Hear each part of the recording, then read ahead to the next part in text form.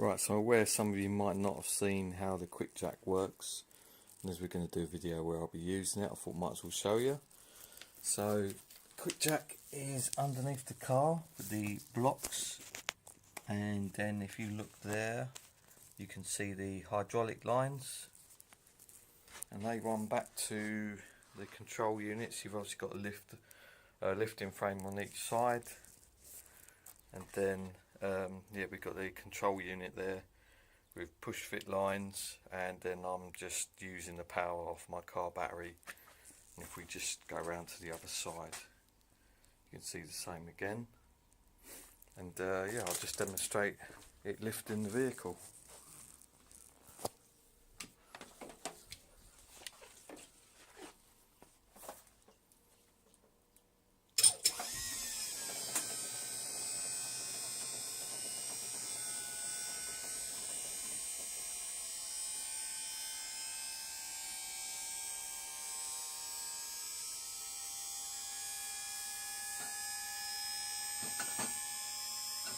That's the first safety catch on.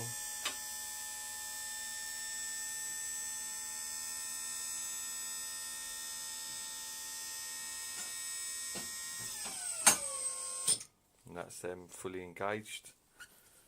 And then we've just got these catches here. Just make sure they're in the right position.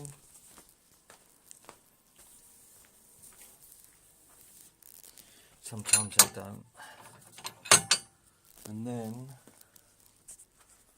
you can see the car's gone quite close to the door because it obviously lifts the car backwards.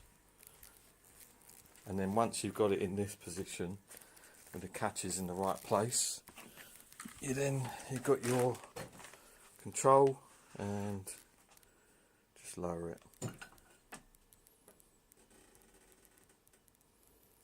And just keep the button held down. And if the button's held down, it just allows you to disconnect the lines if you're going to be doing any jobs where the lines are in the way. But as you can see, you've got quite a lot of height there. I'm quite a big bloke, but I can get under there easily. And the locking bars are these things here. See, they're locked in. They're in like a cutout. There's no way that's going anywhere. So yeah, it's very good. It's much safer than using a jack and axle stands. And if I give the car a rock, there's not much movement in that. So yeah, we'll carry on with the exhaust manifold. So I'm expecting this to be a bit of a pig, to be honest, because of the location of the supercharger, and we'll have a look up top just to demonstrate that. So as you can see, this is not going to be the easiest thing to do because some of the exhaust manifold bolts are going to be behind the supercharger. Yeah, I think one of them's even part of the bracket. I'm not 100%, but I've got some tools. I think there's possibly 3 bolts on the shield. So if I can somehow wangle that out of position, then hopefully I won't have to muck about with the exhaust manifold, with the supercharger. Well, it looks like the supercharger pipe has got to at least come off to give me enough room. So yeah, I've taken the 3 bolts off that hold that in. Pretty sure there's only 3. The exhaust shield has come off, which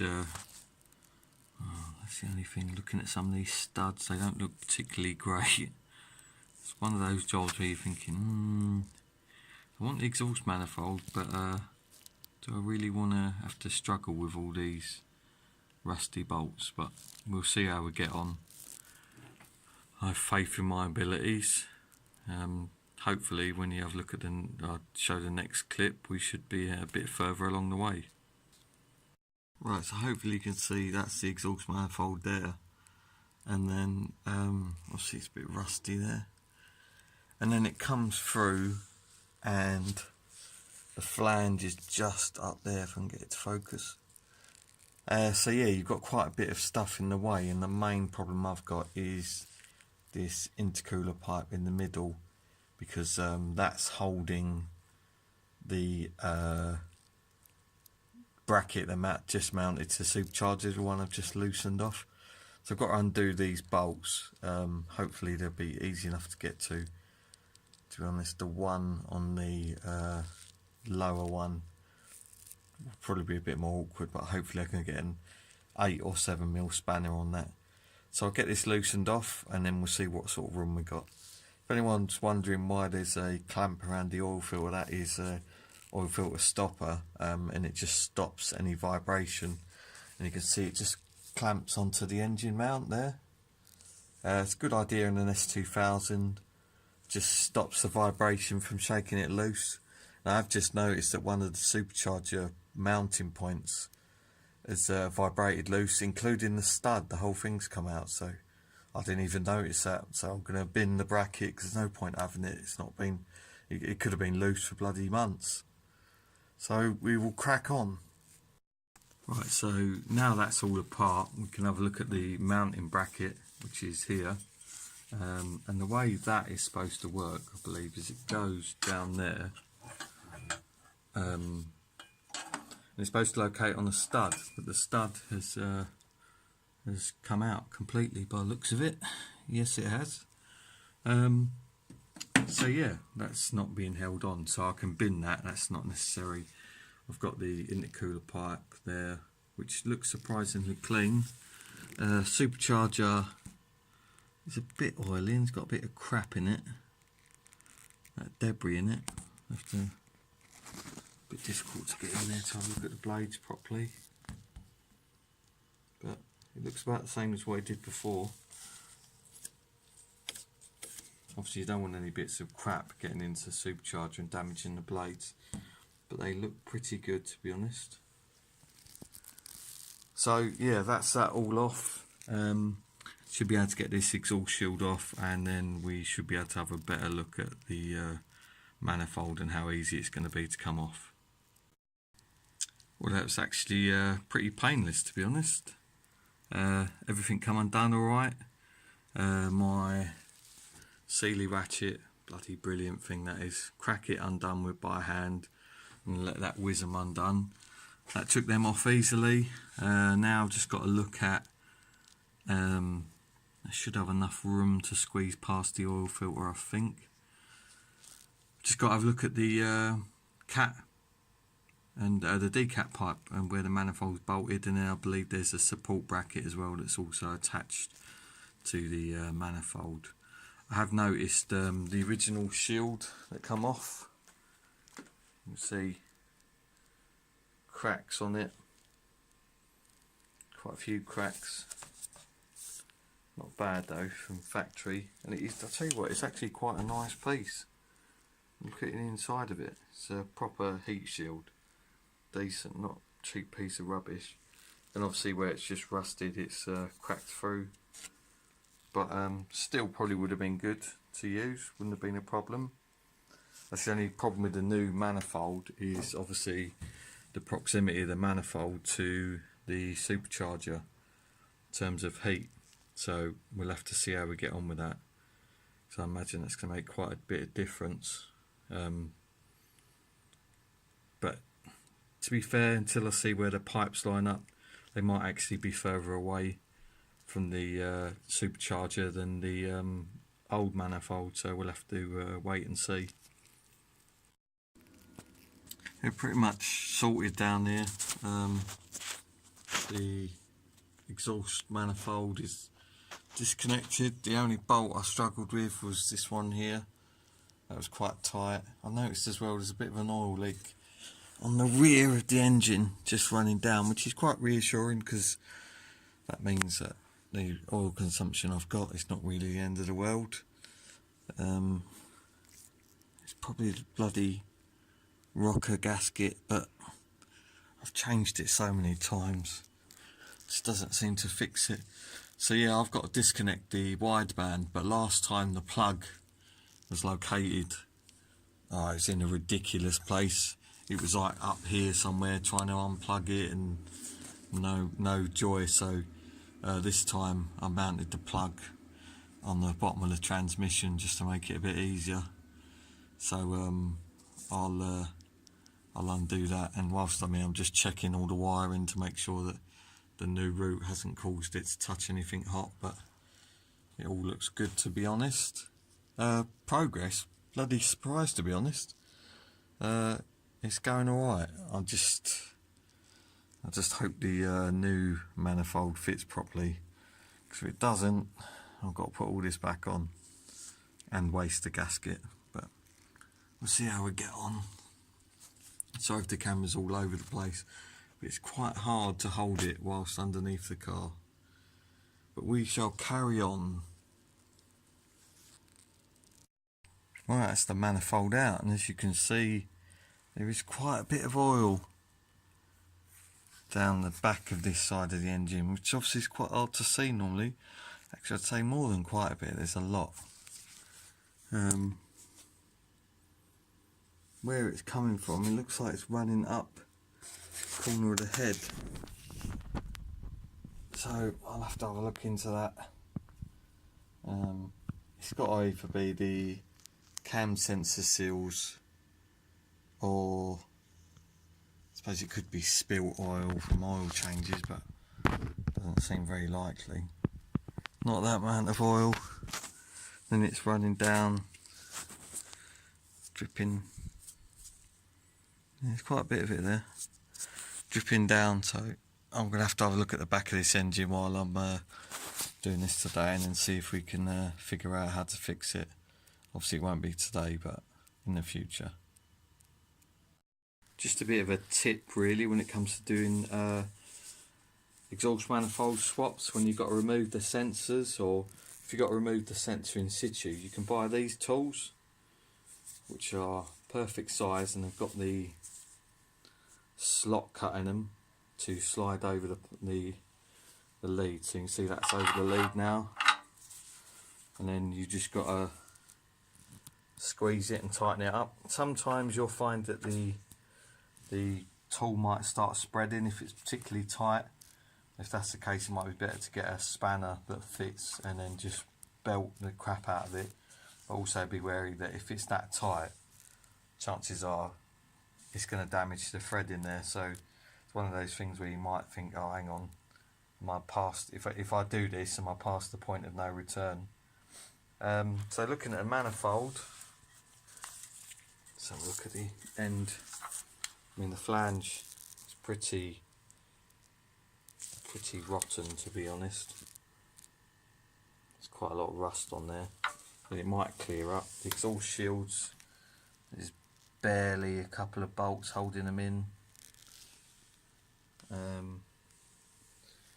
What I'll do as well is I'll measure, if I've got my digital vernier, I'll measure the new versus the old. There's quite a visible difference in size. So if we measure the Honda one,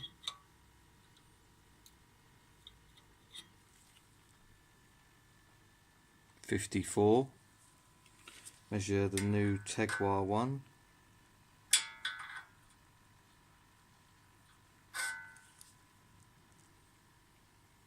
.60.5, so that's a massive difference. And also if you look at the factory manifold, it does narrow quite a bit here, whereas this one stays the same.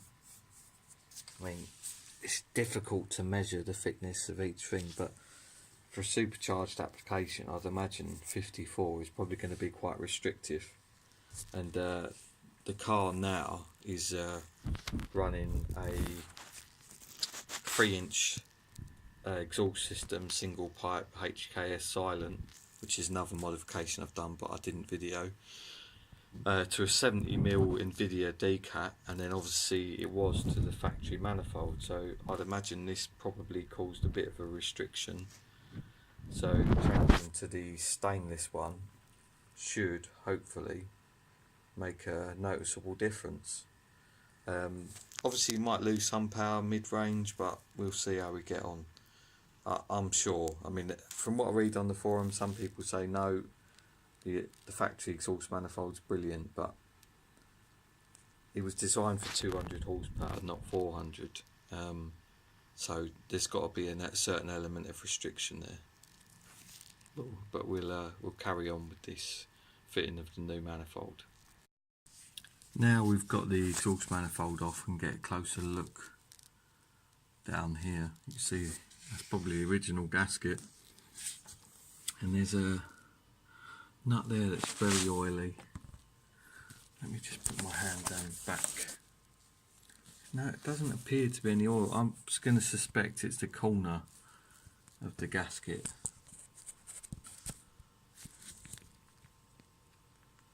Very difficult to see. It's a bit oily there. Right, the manifold's in place. To be honest, it was a bit of a pain because the engine mount had to come out.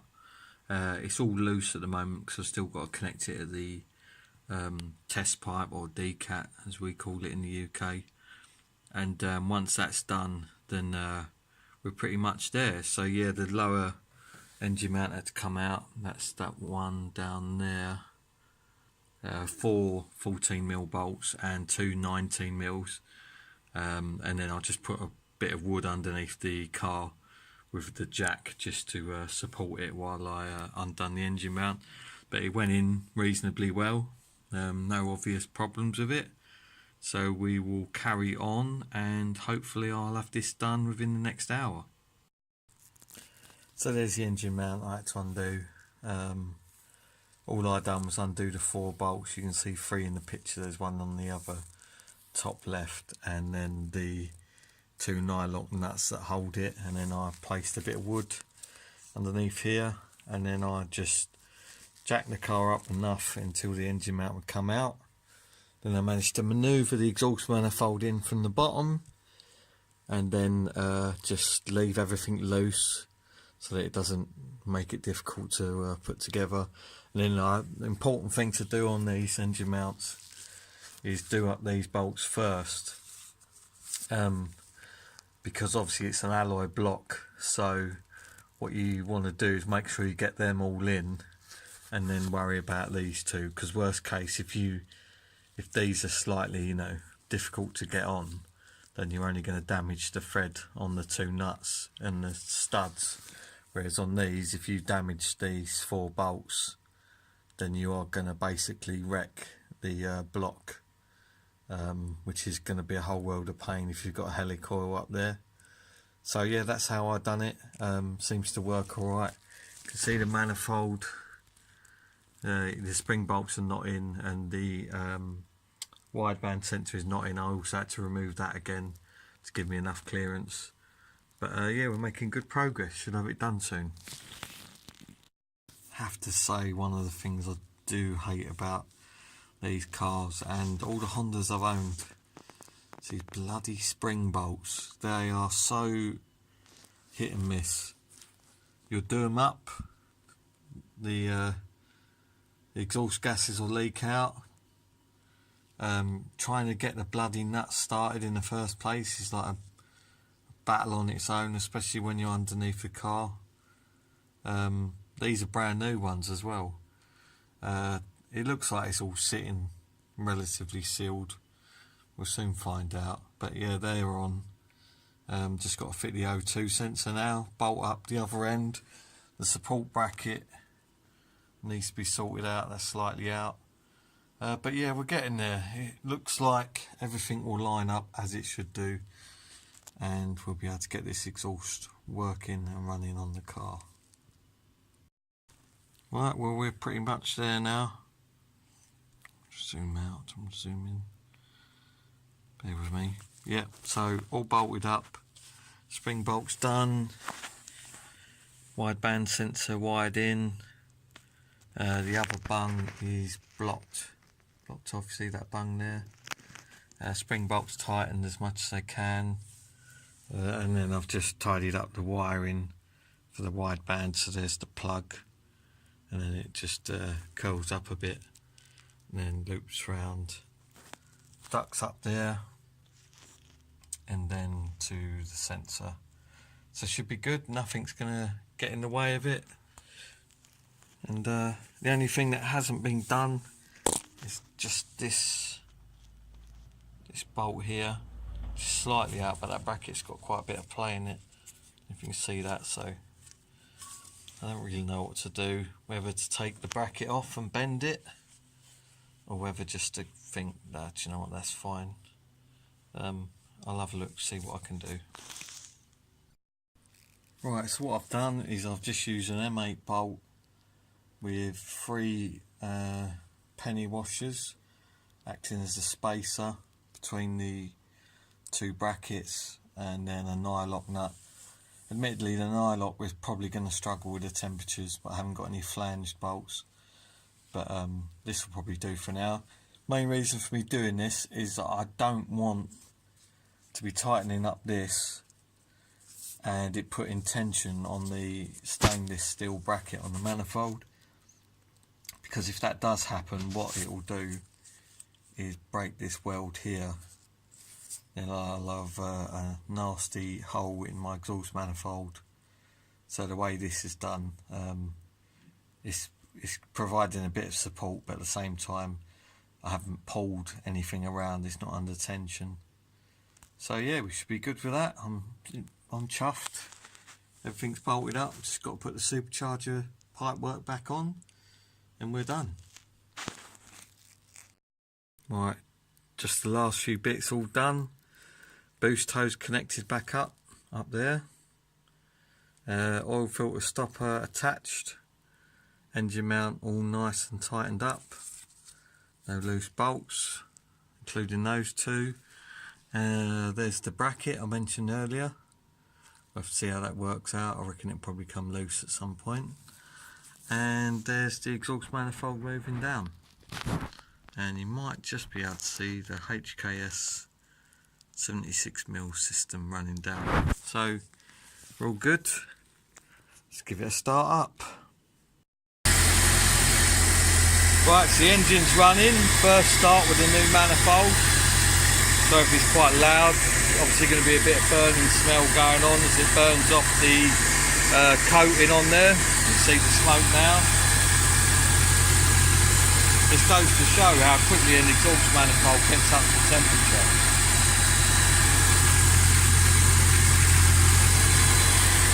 It does sound like it's blowing a bit. Let's go and have a look below.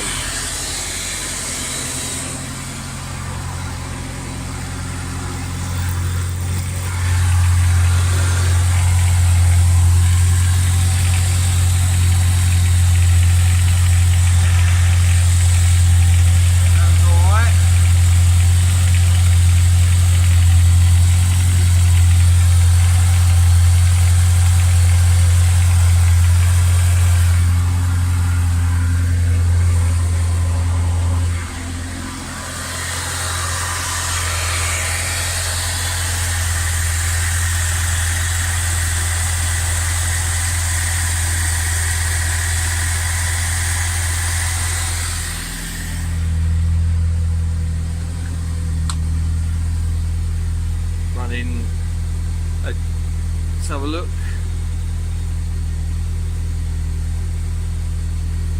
Running reasonably good, air fuel ratios.